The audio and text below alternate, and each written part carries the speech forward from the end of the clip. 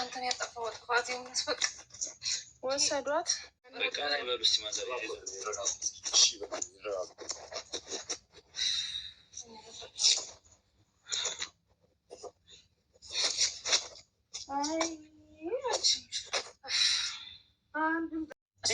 እሱ ነገር እኔም አልገባኝ። ስለዚህ ካልገባሽ እኔ የምነግርሽ ነገር በደንብ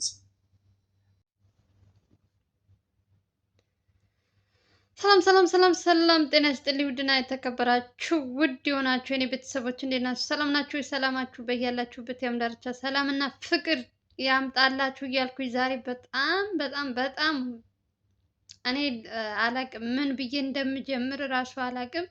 ኤልሳ የተባለች ሴት እንግዲህ ከድሮም ጀምራ ለልዑል ጦስ የሆነች ልጅ ናት። እኔ ለምን እንደሆነ አላቅም። ዛሬ እንግዲህ ኤልሳን አስጠግታ ያታለች ተብሎ እንግዲህ ልዑል ፎቶዋና ስልካ የራሱን ስልክ ሰጥቶ የነበረ እንግዲህ አንዲት ሴት እንግዲህ ዛሬ ቤታቸው ወስዳ ለሁለት ቀን ሙሉ እዛ ቤት ውስጥ አስቀምጣት እንደነበረ እኔ ቤት ናት መተህ ማገዝ ከፈለክ ብላ ለልዑል ደወለችለት። ያው ቪዲዮን ስለሚከታተሉ ማለት ነው። ልዑልም እንግዲህ ልዑል አቤል ማን ነው ደግሞ ሌላ እንዲሁም ስማችሁ እንትን ይልብኛል። ሶስት ሆነው ሄዱ ካሜራማናቸውም ጭምር ማለት ነው። እዛ ቦታ ላይ ሲሄዱ ልጅቷ እንዳጋጣሚ ኤልሳ አልሰማችም ስታወራ ሴትዮዋ ከልዑል ጋር ቤት ውስጥ ነበረች። ኤልሳ ልጇን ይዛ ማለት ነው። ልዑል ደግሞ እንግዲህ አድራሻውን እንትኑን ሎኬሽን በላከችለት እንትን ነው የሄደው። እንግዲህ ከነ ልዑል ሲጀመር ልዑል እንደዚህ አይነት ስራ ሲሰራ ሁልጊዜም እኛ እንላለን ከሱ አጠገብ ያሉ ሰዎች ቅድሚያ መረጃ ስለሚያወጡ ከነሱ መቆጠብ አለበት ብዬ ነው ማስበው። በተለይ እንደዚህ ካጠገቡ ሰው ሆኖ ምናምን ስለ እንትን ሲያወራ ሁልጊዜ ቀድመው እዛ ያሉ ሰዎች ናቸው የሚደርሳቸው። ይሄ ዛሬ የኤልሳ ፍቅረኛ በሉት ምን በሉት እኔ ምንም አላውቅም። ሰው የሚወደውን ሰው በዚህ ልክ ሰው ያንገላታል ብዬ አላስብም።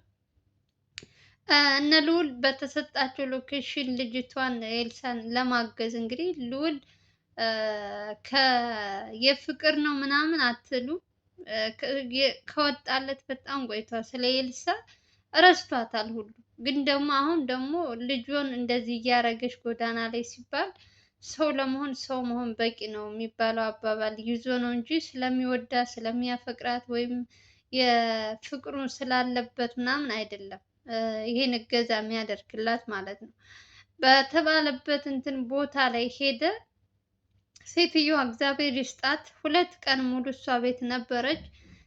እንግዲህ ልዑል በሰጠችው እንትን ሲሄድ ሳይቀድም እነ ልዑል እዛ ቦታ ሳይደርስ ቅድሚያ እንግዲህ ከነ ልዑል ሰው ደውሎ ለኤልሳ ሰው የተባለ ሰው እንግዲህ ደውሎ እንደዚህ አይነት ሴትዮ ደውላ እንደዚህ ብላለች እና ስልኳን እንትን ብለህ ተሎ ብለህ እንትን በል ምናምን ብለው ብቻ ያልሆነ የሆነ ነገር ብለው እነ ልዑል ሳይደርሱ ሌላ ሰው ደርሶ ኤልሳን ይዟት እዛ አካባቢ ይዟት ጠፋ ማለት ነው።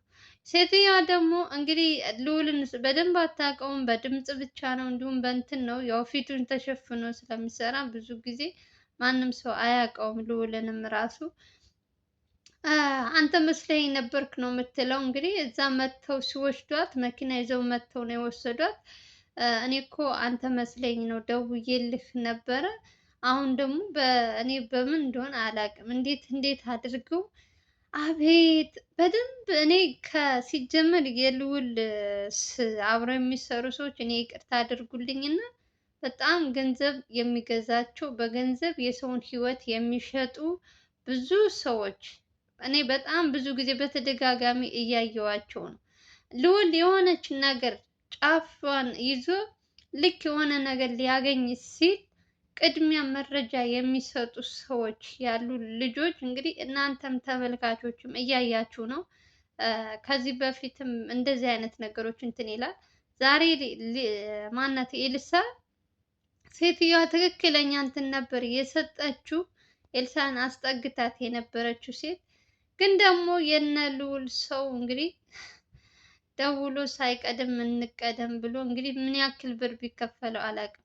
ልዑል ሲጀመር ከሱ ያሉትን ሰዎች በደንብ ማጣራት ያለበት ይመስለኛል። ከቻለ ደግሞ ከነሱ ሚስጥር መደበቅ መቻል አለበት። በቃ እነሱ ባሉበት እንትን ስልክ ማውራት የለበትም። በቃ ከነሱ ራቅ ብሎ ማውራት ካለበት መቼም ስልኩን አይጎረጉሩም፣ እርግጠኛ ነኝ። ስለዚህ ሲያወራ ሲሰሙ ነው እነሱ መረጃ የሚያቀብሉት። ያለ ሰው ደግሞ መንቀሳቀስ አትችሉም። ሰው ለሰው ልጅ መድኃኒት ነው። የግዴታ ሰው ያስፈልገዋል። ካሜራማንም ግዴታ ያስፈልገዋል። እና እንደው ለራሳቸው ለእምነታቸው ለእንትናቸው ብለው ከዚህ ነገር ካልተቆጠቡ በልዑል ቦታ ብትሆኑ በጣም ከባድ ነው። ሰው ግድ ያስፈልገዋል አብሮት የሚንቀሳቀስ ሰው። ግን ማን ነው የሚታመነው ነው? በየጊዜው በየእንትኑ እነሱ 10,000 20,000 በጣም ህይወታቸውን የሚቀይርላቸው ይመስል የሰው ልጅ እዚህ ጋር አሁን ማን ነው የኤልሳ ወይም ፍቅረኛ የተባለው ልጅ እና ልዑል ፊት ለፊት ቢገናኙ ማን ነው የሚጎዳው? ልዑል ነው። በንዴት የሆነ ነገር ብሎ እስር ቤት የሚገባው ማን ነው? ልዑል ነው። ስለዚህ ለምንድን ነው በዚህ ልክ ሰው የሚከፋው ነው እኔ በጣም የሚገርመኝ ነገር። 10,000 20,000 ምንም እኮ አሁን እንኳን አይደለም በአሁኑ ጊዜ ብሩ ሰው ኧረ በመድኃኒዓለም እኔ በጣም ነው እንትን ያሉኝ። የእውነት በጣም ነው የተናደድኩት። ትክክለኛ መረጃ ተሰጥቶት ልጅቷን አገኘው። እሱ ልዑል ሲጀመር ለህፃኗ ነው እያሰበ ያለው። ከአንዱ አንዱ እያደረገች ልጁን ህፃን ምንም በማያውቀው ህፃን እየተሰቃየ ያለው እንግዲህ በእናትና በአባቱ ጸብ እዚህ ላይ እየተሰቃየ ያለ ህፃኑ ነው። እና እሱን ለማገዝ ብሎ ባደረገው ነገር ደግሞ አብረውት ያሉ ሰዎች ደግሞ በቃ ምንም ስራ ሊያሰሩት አልቻሉም። ሲጀመር እኔ ምን እንደምላችሁ አላውቅም። በተደጋጋሚ በልዑል ላይ የሚመጡት የምናያቸው ነገሮች እንደውም እግዚአብሔር ይመስገን ህይወቱ ራሱ በእግዚአብሔር እና በእናንተ ጸሎት ነው የሆኑት እንጂ እነዚህ አብረው የሚሰሩ አንዳንድ ሰዎች ሁሉንም አይደለም። አንዳንዶች በደንብ ከንጹህ ገብስ ነው ምንድን ነው የሚባለው እንክርዳድ አይጠፋም። በደንብ መጠራት ያለበት ጉዳይ ነው። ልዑል ደግሞ በተፈጥሮ ሰው ያምናል። አብሮት ሲበላ ሲጠጣ በቃ ከምንም አሳልፎ የሚሰጠው አይመስለውም። በጣም ሰው በማመኑ ነው ይመስለኛል እየተጎዳም ያለው።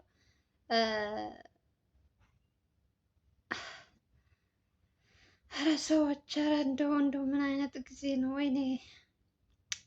ሲጀመር ይቺ ሴት ኤልሳ ከድሮም ጀምራ ለልዑል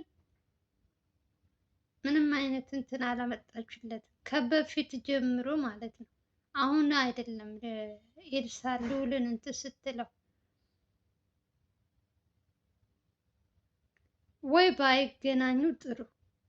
ከተገናኙበት ቀን ጀምሮ በሷ ምክንያት ብዙ ሰው ተጎድቷል፣ አይታችኋል። በፊትም ጀምሮ አንድ ሰው ሞቷል። ስንት ነገር አድርጋለች። እና አሁን እገዛ ራሱ ማድረጉ ራሱ ልዑል እግዚአብሔር ይስጠው ለሕፃኑ ሲል። አንደኛ ነገር የኤልሳን ፍቅረኛ የተባለው ሰውዬ በመጀመሪያ ከልዑል ለማራቅ ልዑልና እሷን እንዳይጋቡ ማድረግ ነው ስራው እንጂ ልጅቷን ወዷት አይደለም የወለደባት። በሁለታቸው መሀል ምንም ነገር የለም።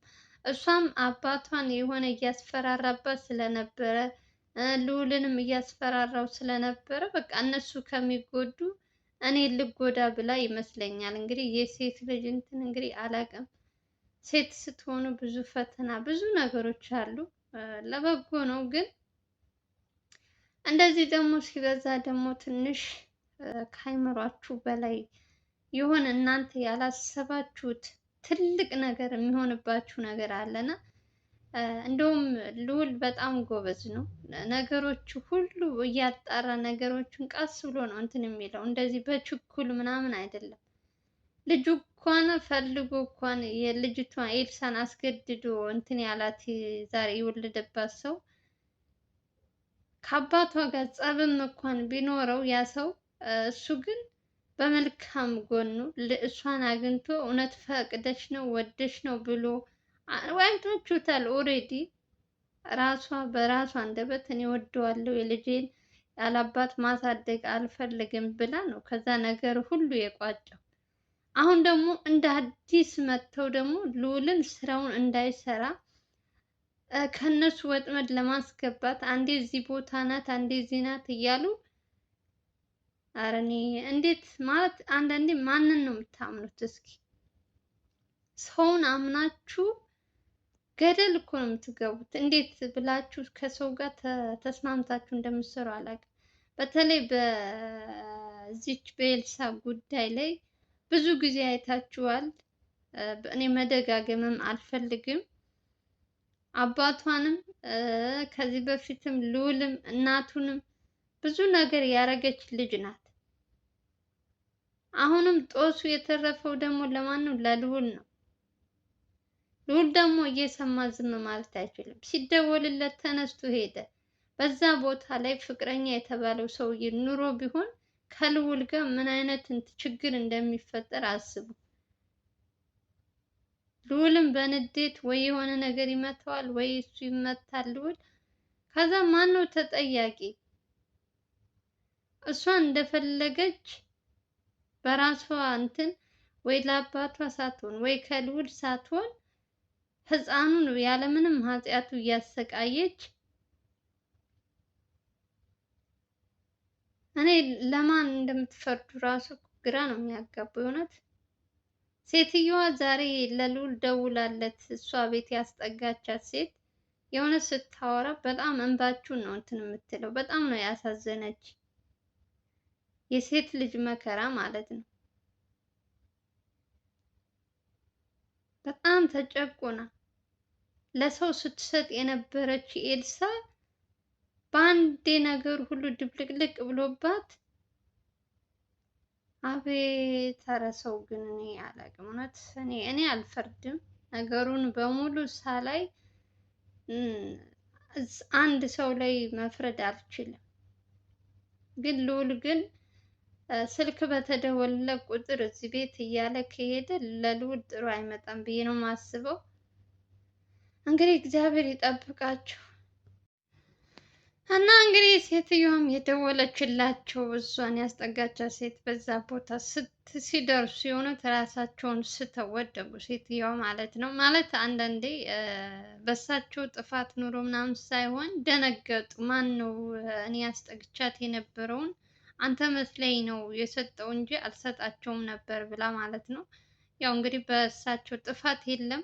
በእርግጥ አንዳንዴ ራሷ ፈልጋ ኤልሳ ባትሄድ ኑሮ በዛ ሰዓት ከሴትዮዋ ጋር ከሆነች በኋላ ማንም ሰው ራሷ ካልፈቀደች ልትሄድ አትችልም። ግን እሷ ሰዎቹ ናቸው ምናምን ብላ አስመሳስላ ምናምን ሄደች ማለት ነው። እና ለልዑል የሆነ ልዑልን ለማድከም ሆን ብላ የተሰራች ልጅ ናት። ሲጀመር ከመጀመሪያው ጀምሮ ሕፃኑ ያሳዝነኛል። ግን ኤልሳ የምትሰራቸው ነገሮች በሙሉ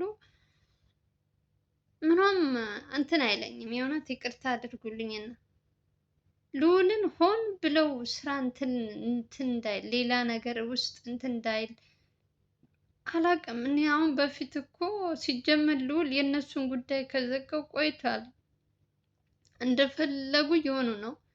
የአባትየውን ድርጅት ካስመለሰ በኋላ አባቷን ጋር የሚገናኙ ይደዋወላሉ። ግን በፊትም ሲል ነበር ስለ ጤናቸው ስለምናቸው ስለ ኤልሳ አባት በተቻለው አቅም እንግዲህ ያው ስራውንም ስለምታውቁ ሰዓት የለውም ሰው ለመጠየቅ ምናምን።